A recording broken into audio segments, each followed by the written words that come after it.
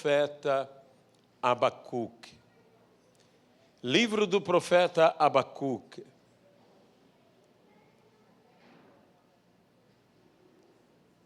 Amado e querido Deus, ajuda-nos pelas misericórdias de Cristo, para que possamos entregar a Tua palavra segundo o Espírito de revelação, que é o Espírito de Cristo. Que o Senhor nos ensine, como a Tua palavra mesmo nos diz, quando vier o Espírito Santo, Ele vos ensinará tudo o que vos tenho dito.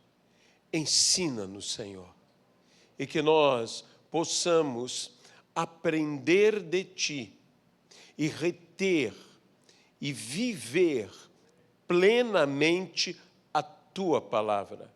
Porque, Senhor, se ouvirmos a Tua palavra e as Tuas palavras permanecerem em nós, nós te pedimos que estas palavras permaneçam, que nós vivamos a Tua palavra. No nome de Jesus Cristo. Amém e amém. O livro do profeta Abacuque é um livro todo especial, pois o profeta, ele mesmo diz, eu me encontro alarmado. Ele busca respostas da parte de Deus. E por isso mesmo o profeta afirma, por-me-ei na minha torre de vigília e esperarei a resposta de Deus. Deus fala com o profeta Abacuque, que tem uma convicção que é muito maior do que a convicção dos juízos ou dos castigos. Abacuque diz, a glória do Senhor encherá toda a terra como as águas cobrem o mar. Uma expressão muito interessante do profeta, que a glória encherá a terra, da mesma forma que as águas enchem o mar.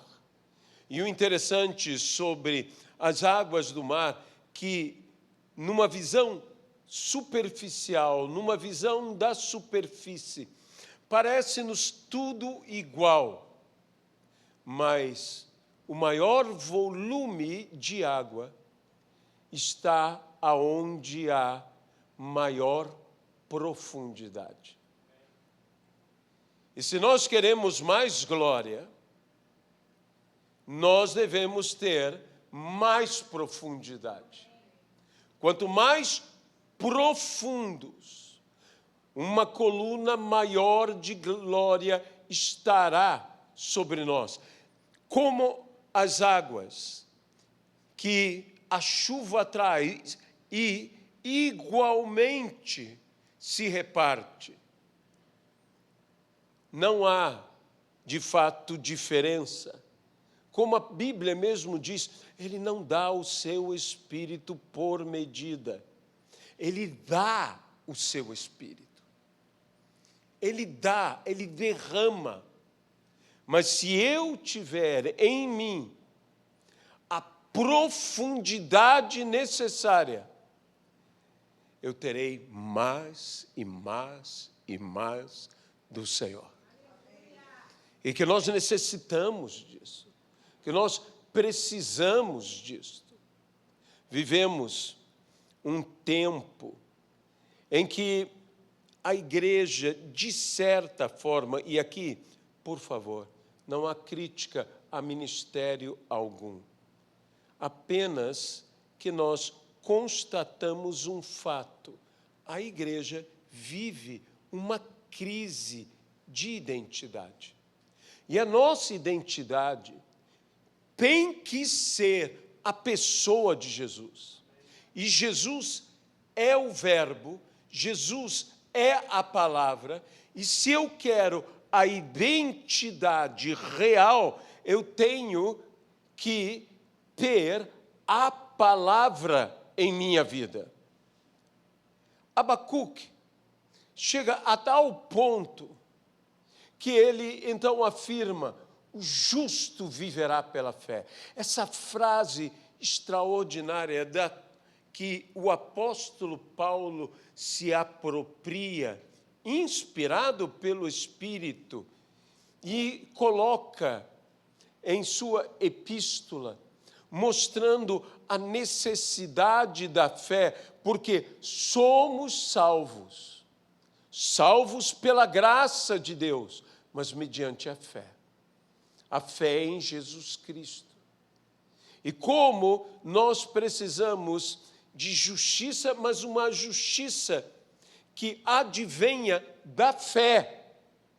Não somos justos por nossos próprios méritos, mas somos justos pela fé que Ele nos concede, que é dom de Deus, onde somos justificados. Justificados pelo sacrifício de Cristo Jesus na cruz do Calvário, para todo aquele que nele crê possa ser feito filho de Deus.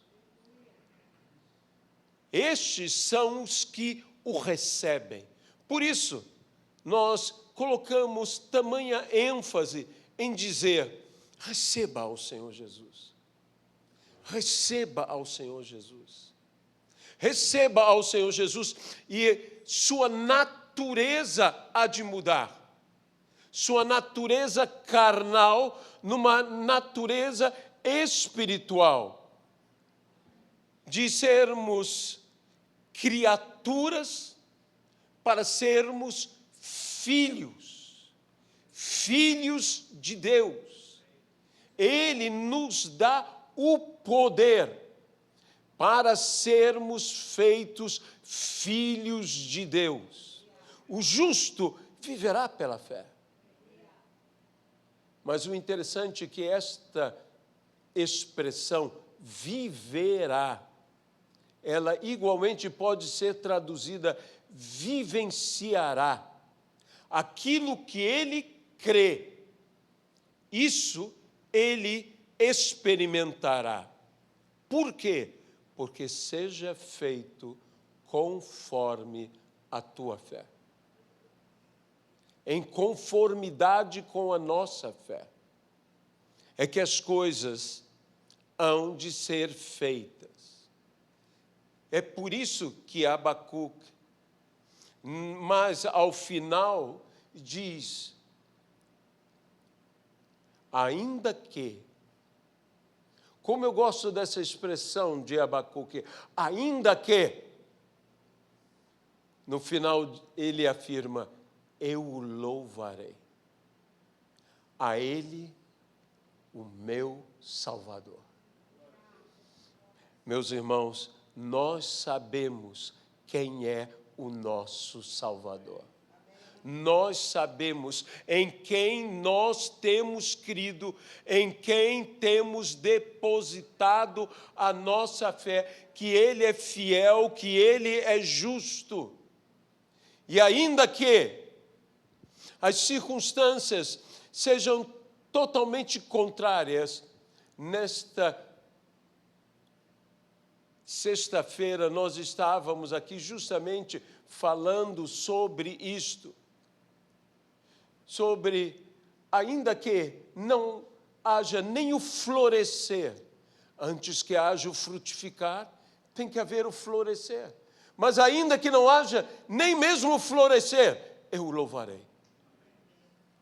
Ainda que não haja o frutificar, que haja o florescer, mas não venha acompanhado do frutificar, ainda assim eu o louvarei. A Bíblia ainda diz que a colheita decepcione, que houve o florescer, que houve o frutificar, mas o colher foi frustrante, foi decepcionante. E Abacuque disse: ainda assim eu o louvarei. Por que eu o louvarei? Porque eu vivo pela fé. Eu não vivo pelos que meus olhos veem. Eu não vivo segundo as circunstâncias. Eu creio que Deus pode mudar radicalmente. Não apenas eu posso ter resiliência, posso suportar, posso aguentar toda esta situação. Como Paulo diz, de tudo tenho experiência. Tanto sei ter como não ter, ser honrado como ser desprezado. Eu tenho ampla suficiência. Eu tudo posso naquele que me fortalece. Posso ter abundância e posso ter escassez.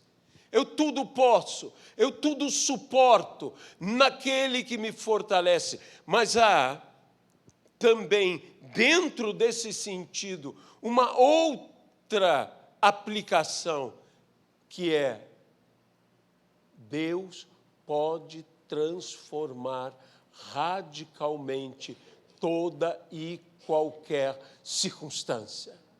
Ainda que não floresça, ainda que não frutifique, ainda que seja decepcionante, Deus pode fazer florescer, frutificar e me surpreender. A Ele seja a glória. E por isso, Abacuque diz: Senhor, Senhor, aviva a tua obra, e no decorrer dos anos, faze-a conhecida. Sabe, quando eu leio esse texto, desculpe citar o óbvio, há coisas que são as essenciais, e há outras coisas que vêm como consequência. Avivar a obra é essencial, é primordial. Fazê-la conhecida é consequência. Não é porque uma obra é conhecida que ela é avivada, mas é porque ela é avivada que ela será conhecida. E nós devemos dar o valor certo. Em dias como os nossos, de redes sociais, que normalmente, infelizmente, caímos nesse assunto, como há uma necessidade de se expor e de se fazer conhecido. E às vezes nós não estamos buscando o que é o essencial. A essência é importantíssima. Porque se a essência estiver incorreta, o conhecimento poderá ser, por exemplo, um conhecimento enganoso. Uma falta, ou falsa, melhor dizendo, fama. Uma mentira. Não é sem motivo que Paulo diz: ainda que um anjo de luz traga um evangelho diferente, vocês não aceitem. Vocês rejeitem. O inimigo nunca vai se apresentar a você como algo que você vai imediatamente repudiar. É necessário desmascará-lo. Mas ele vai se apresentar como um anjo de luz. Ele vai se apresentar como alguém que se pode confiar. Não, meus irmãos, nós não podemos ser guiados pela aparência. Nós temos que ser guiados pela essência. Quando Samuel estava na casa de Jessé para ungir um dos seus filhos, ele olhava a cada um dos filhos de Jessé, irmãos de Davi, e os via e disse: certamente Deus escolheu esse como um rei, porque tinha aparência de rei, tinha porte de rei. E Deus disse a Samuel: não olhe como o homem olha. Olhe como Deus olha. Deus vê o que é interior, não o que é exterior. O interior é a essência, é a verdadeira natureza. E nós temos que aprender a valorizar, a dar valor à essência. Aviva a tua obra. Isto é essência, isto é o essencial. Que Deus traga avivamento a esta casa. Que Deus traga avivamento à nossa vida. Um avivamento que traz vida, porque isso literalmente é avivamento. Uma das maneiras de entendermos avivamento é a ressurreição. A ressurreição. Quando o profeta Eliseu foi chamado à casa daquela mulher que, junto com seu marido, foram tão bondosos para Eliseu. E um dia Eliseu disse: vejo que vocês não têm filhos. E Eliseu os abençoa. Mas ela disse: por favor, profeta, não encha de esperança o coração da tua serva. Nós não fizemos isto. Que mulher interessante, ela e seu marido. Nós não fizemos isto para receber nada em troca.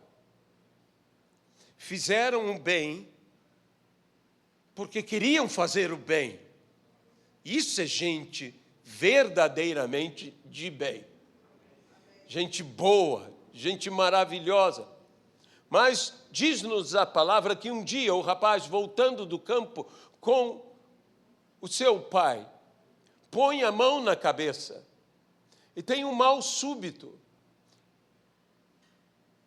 e morre.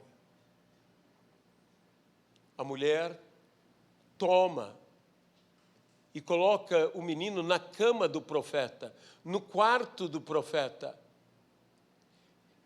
E a Bíblia diz que o profeta foi até lá ministrar, clamar pela vida, ressuscitar aquele menino. Em um determinado momento, a Bíblia diz, e o corpo se aqueceu.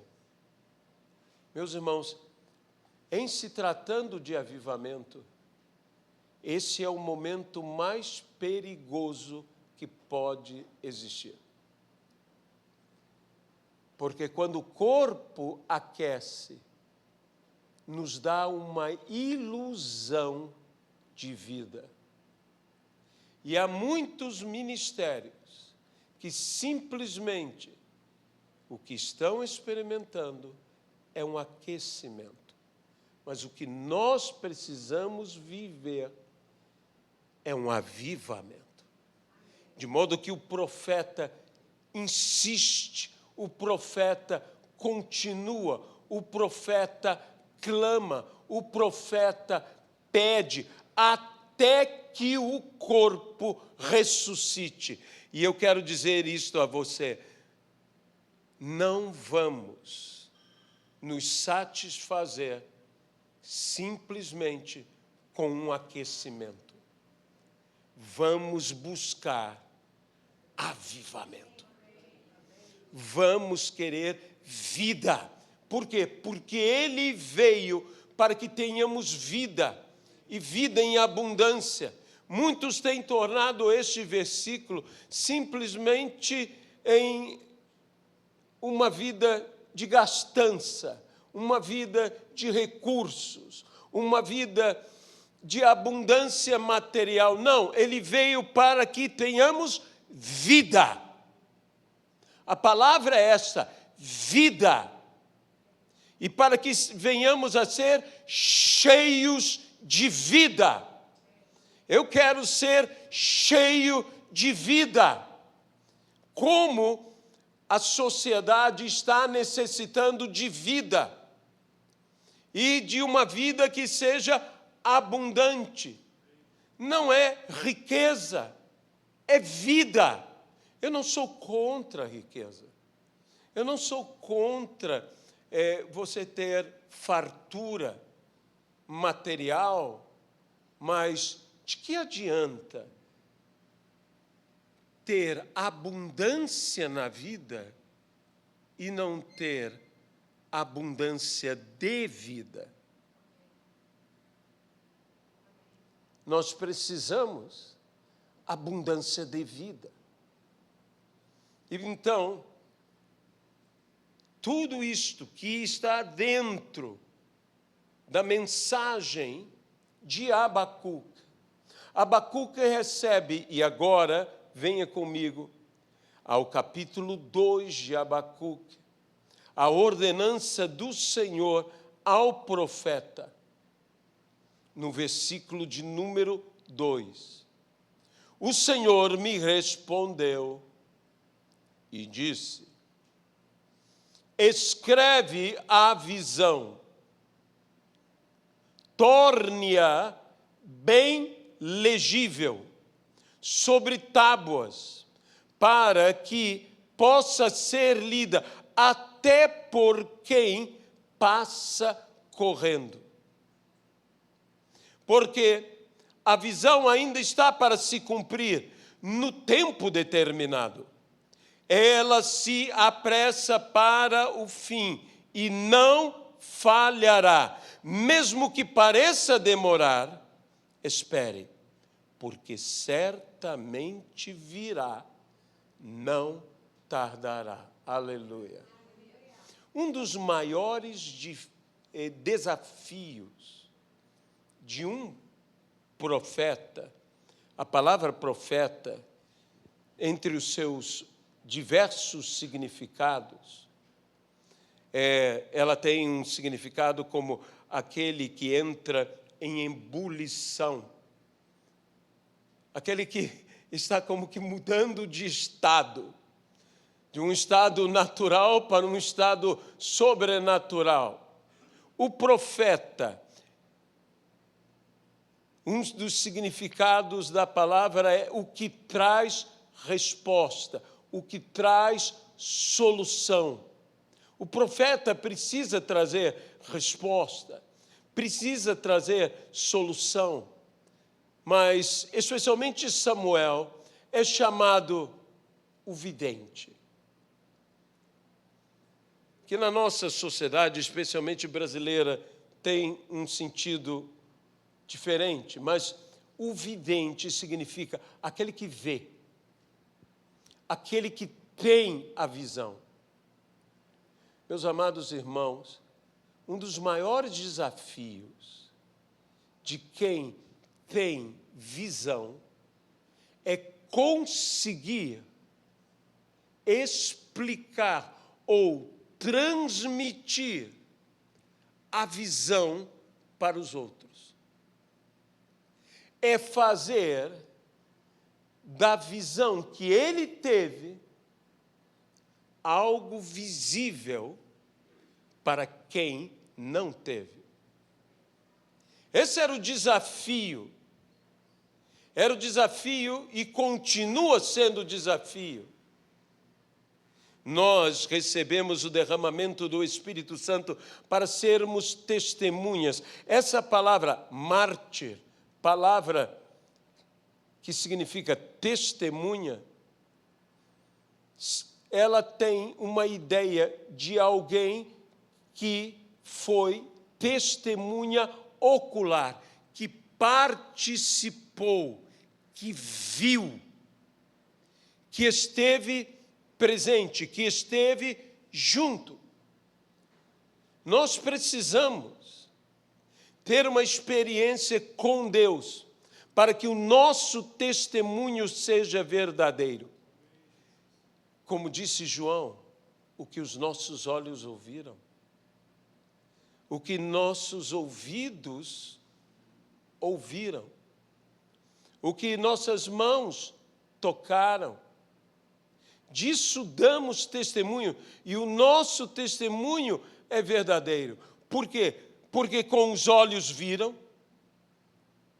com os ouvidos ouviram, com as mãos tocaram, porque eles participaram, eles vivenciaram.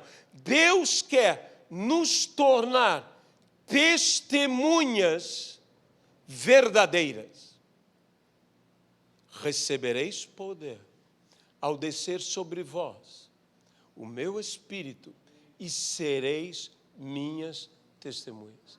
Que poder há numa visão? Uma visão é algo extremamente poderoso nas Sagradas Escrituras. O Senhor disse a Abraão: Abraão, sai de tua tenda e eu te mostrarei. Abraão sai da tenda e Deus começa a falar com ele e lhe dá uma promessa, mas uma promessa acompanhada de uma visão. E antes que você pense que Abraão entrou em alguma espécie de um transe, teve uma visão, Deus simplesmente diz: sai de tua tenda. Às vezes, há coisas muito boas em nossas vidas, como a tenda de Abraão para Abraão, mas que impedem, que bloqueiam a visão que Deus quer nos dar. Deus não disse: abandona a tua tenda. Deus disse: sai da tua tenda. E Abraão, saindo da tenda, Deus lhe diz: tua descendência será como os grãos de areia da terra. Ele estava olhando a terra, ele estava vendo os grãos de areia, e será como as estrelas do céu. Abraão estava tendo uma visão, a visão que Deus queria que ele guardasse. Abraão volta à sua tenda. E eu, me colocando no lugar de Abraão, eu diria: agora a minha tenda é pequena para a minha visão. É por isso que a Bíblia diz: alarga o espaço da tua tenda. Uma visão pode alargar o espaço ou te fazer alargar o espaço. Amplia. Por quê? Porque você teve uma visão ampla.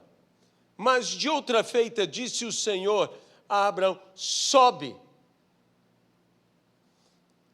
e contempla a terra, e até onde os teus olhos conseguirem ver, esta será a tua possessão.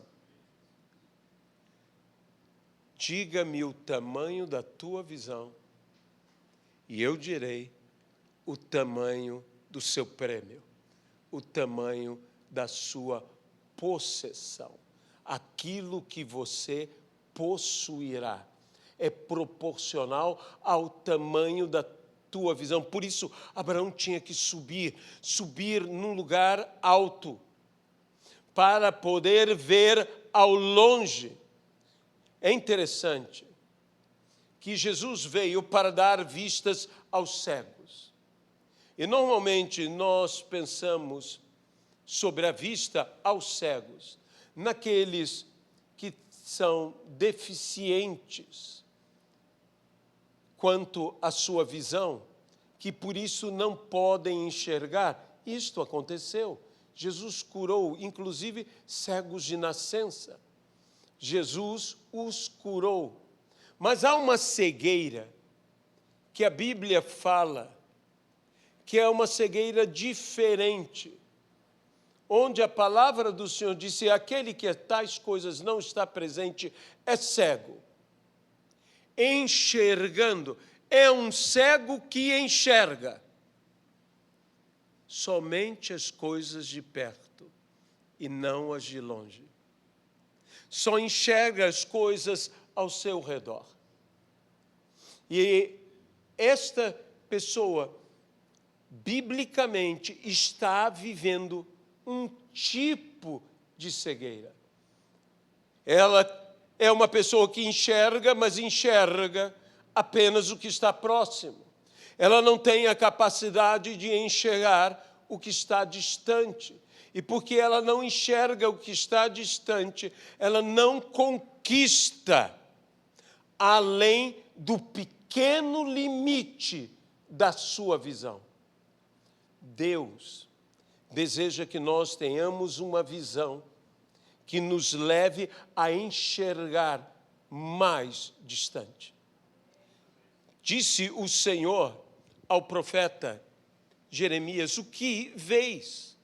O profeta respondeu. E Deus, então, falou a Jeremias: viste bem. Temos que ter visão e temos que ter uma boa visão. Uma visão que vê bem. Você se lembra daquele cego que Jesus fez lodo e passou em seus olhos e ordenou aos seus discípulos que o levassem a lavar os olhos? E ele volta e Jesus diz a ele: que vês? E ele diz: vejo os homens, e são como árvores que caminham. Jesus diz: lavem de novo. Foi uma ministração em duas fases. Saiba que nós não apenas devemos conhecer os milagres, viver os milagres, nós precisamos também entender os milagres. E Jesus bem poderia ter curado imediatamente aquele homem, mas ele ministrou duas vezes para nos ensinar algo.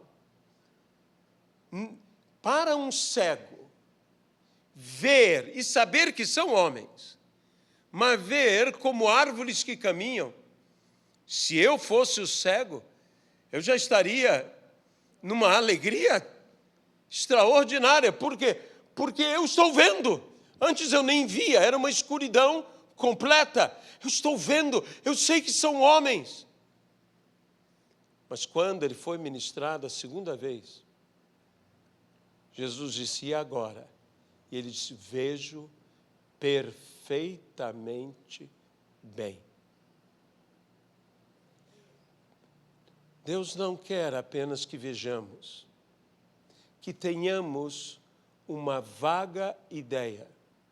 Deus quer que vejamos perfeitamente bem.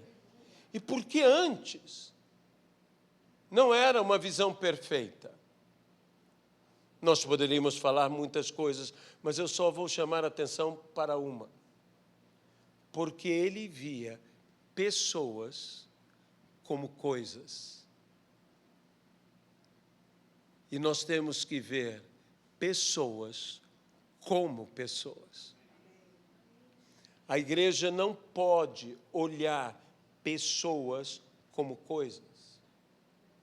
Embora a igreja é um rebanho, seus membros não podem ser tratados, desculpe-me a expressão, como gado. Amém? Eu sempre digo que os ministros de Deus, os pastores, eles devem ser interessantes, mas o que eles não devem ser são interesseiros. Você não pode olhar as pessoas como coisas. Pessoas são pessoas. E você tem que valorizar essas pessoas. O profeta Eliseu disse a Elias: dá-me porção dobrada do teu espírito. Elias responde a Eliseu: dura coisa pediste. Dura coisa pediste. Mas se os teus olhos me virem, quando for tomado de ti, receberás. Se, deixe-me colocar dessa maneira, tiveres a visão, você terá o que você está pedindo. seja uma unção, seja o homem que ele deveria ser, ele carecia ter a visão. Nós precisamos ter a visão certa, a visão correta, não uma visão equivocada, a visão, permita-me dizer, bíblica. Nós temos que ter a visão bíblica. Nós temos que estar vendo segundo a Bíblia, por meio da palavra de Deus, para podermos alcançar o que necessitamos alcançar. Durante todo o ministério de Jesus, como Jesus teve que mudar a maneira dos seus discípulos verem as coisas. Eles olhavam uma pessoa enferma e perguntavam quem pecou para que ele estivesse assim. Era uma maneira deles entenderem, era uma maneira deles verem. E Jesus lhes dá uma maneira totalmente diferente de ver, de compreender. Nem ele pecou, nem os seus pais pecaram. Ele está assim para que nele seja manifesta a glória de Deus. Os discípulos de Jesus ficavam como? Ele está assim para o quê? Para que nele seja manifesta a glória de Deus. Há um propósito maior. Você tem que ter outra visão, você tem que enxergar as coisas de outra maneira, você tem que enxergar as coisas como Jesus enxergava, como foi difícil para os discípulos de Jesus poderem enxergar as coisas como seu mestre enxergava. E como é difícil para nós. Que por vezes estamos enxergando as coisas, porque cada um enxerga, cada um interpreta segundo sua formação, segundo o que ele próprio é. Muitas das coisas que eu vejo e que eu interpreto, eu as vejo e interpreto segundo quem eu sou. E é por isso que a Bíblia diz, o que agora vemos, vemos como? Por espelho. Vemos como por espelho. Vemos tudo que nós vemos é um reflexo. Então, um dia veremos como também somos vistos. E conheceremos como também somos conhecidos. Mas, meus irmãos, muitas das coisas que eu estou vendo um reflexo. E, por vezes, eu estou vendo o meu próprio reflexo. E eu estou julgando, eu estou condenando, porque eu não tenho a visão que eu preciso ter. Eu não estou dizendo que você não tenha que ter discernimento, que você não possa discernir entre o que está certo e o que está errado. Para isso, precisamos de sabedoria e precisamos de discernimento. Mas nós precisamos de uma visão que nos faça enxergar as coisas através da visão de Cristo. É muito importante. Deixe-me trazer uma pequena advertência para nós. Um dos grandes perigos quanto à visão é quando começamos a ficar obstinados com uma visão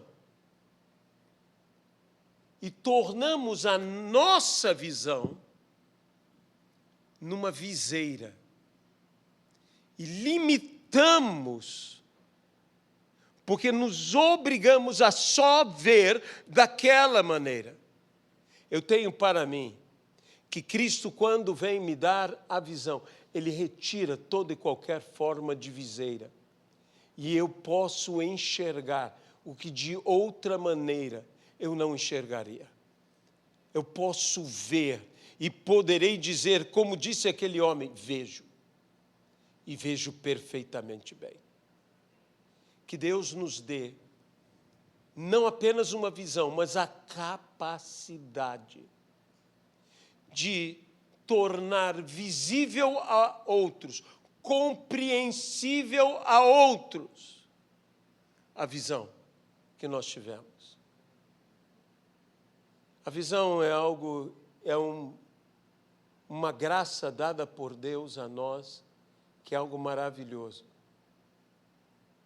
Que muitas das coisas que nós podemos ver e deveríamos, inclusive, saborear a nossa visão. Ela é tão natural que nós, por vezes, não damos o devido valor. Eu me lembro de quando, junto com minha tia Thelma, nós pudemos entrar aonde se encontra uma obra de escultura de Miguel Ângelo, La Pietà. Jesus nos braços de Maria. Eu só conhecia, e ela também só conhecia de fotos. Quando nós vimos aquela escultura, aquela perfeição de escultura, a expressão do rosto de Maria, que é algo tão impressionante que ela é ao mesmo tempo jovem e velha. É algo extraordinário como esse artista fez. E eu olhei para minha tia. Minha tia ficou. Luiziana se lembra disso. Ela não conseguia sair, porque ela estava vendo algo que ela sempre quis ver. E as lágrimas começaram a derramar dos seus olhos. Se você tem uma visão dessas, ela te toca. Quanto mais uma visão que venha do Senhor, deveria nos tocar. Deveríamos nós guardar para sempre a visão que Deus nos deu. Mas se tivermos que transmitir, imagine o desafio de transmitir o que vimos ali, naquela escultura que é uma das mais perfeitas esculturas que existe no mundo. E eu tivesse que transmitir a você, e eu tivesse que falar com você sobre como as veias nos braços de Jesus Cristo, morto, totalmente solto, no colo de Maria, e eu tivesse que descrever isso para você, seria dificílimo. O nosso maior desafio não é ter a visão, é transmitir a visão. Ter a visão é algo maravilhoso, e muitos de nós estamos buscando, dizendo, tenha a visão, mas como iremos transmitir a visão? Como iremos tornar a visão visível a outros? Como iremos fazer com que os outros compreendam a visão, sem nunca terem visto? E devemos escrever essa visão em tábuas, de modo que até aquele que passa correndo veja, que ninguém deixe de ver a visão que nós estamos transmitindo. Grande é o poder de uma visão que vem do Senhor. Amém? Amado e querido Deus, dá-nos a visão bíblica, dá-nos ver perfeitamente, dá-nos olhar com os teus olhos, mas acima de tudo, ó Deus, Nós te pedimos agora, dá-nos o poder de transmitir a visão, de tornar a visão visível a outros, de tornar a visão compreensível para outros. Abençoa-nos aqui, ó Pai, pelo poder do nome de Jesus Cristo. Amém e amém, Pai.